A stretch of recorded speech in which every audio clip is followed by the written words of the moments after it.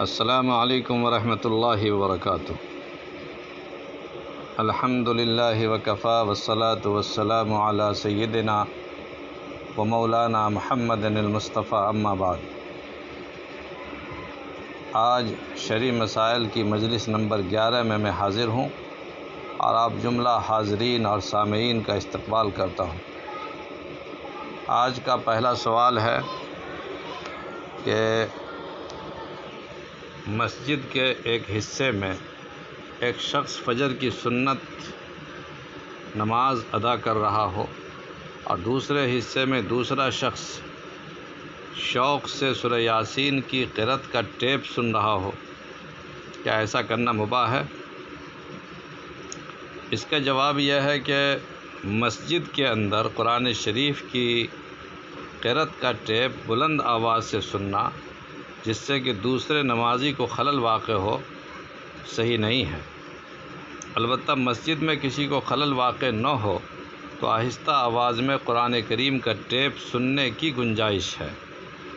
یوں اس طرح کے ٹیپ سننے کے بجائے خود تلاوت قرآن کریم کی صحیح کرنی چاہیے کہ اصل فضیلت کی چیز یہی ہے۔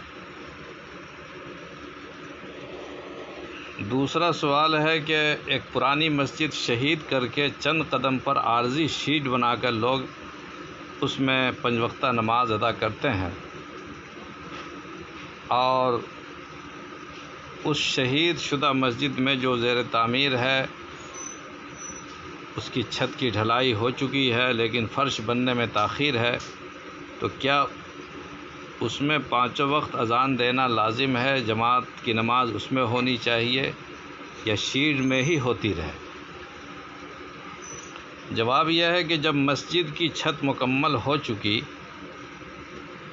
اور اس میں نماز پڑھنا ممکن ہے تو مسجد ہی میں اذان و جماعت قائم کرنی ضروری ہے۔ فرش کا نامکمل ہونا کوئی عذر شرعی نہیں ہے۔ تیسرا سوال ہے کہ فجر کی سنتیں یا دیگر نمازوں کی سنتیں گھر پر پڑھنا افضل ہے، اس میں زیادہ ثواب ہے، یا مسجد جا کر سنت ادا کرنا زیادہ باعث ثواب ہے؟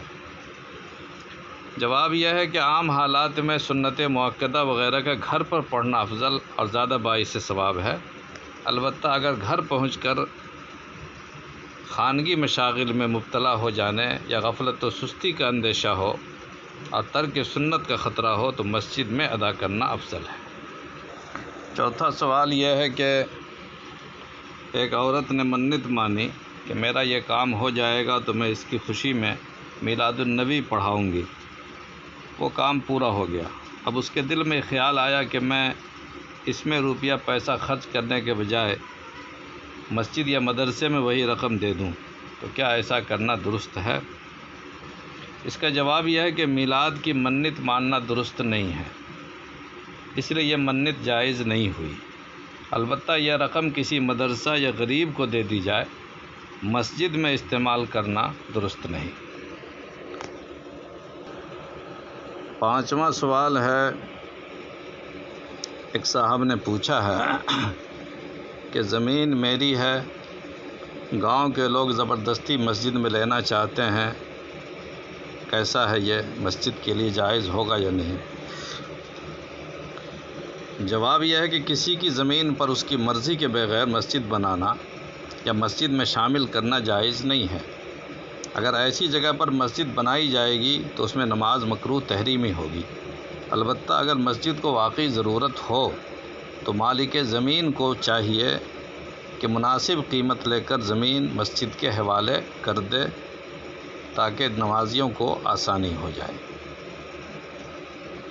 6واں سوال یہ ہے کہ زید نے ایک لیٹرین کا حوض بنوایا ہے اور اس پر چھت بھی ڈال دی ہے، تو کیا اس پر میلاد، نماز، قرآن وغیرہ پڑھا جا سکتا ہے؟ جبکہ لیٹرین کا حوض برآمدے کا بھی حصہ ہے۔ جواب یہ ہے کہ زید نے جب چھت ڈال دی ہے اور پختہ فرش بنا دیا ہے تو وہ جگہ پاک ہے، وہاں نماز وغیرہ پڑھی جا سکتی ہے، بشرطے کہ وہاں گندگی یا بدبو کا احساس نہ ہو۔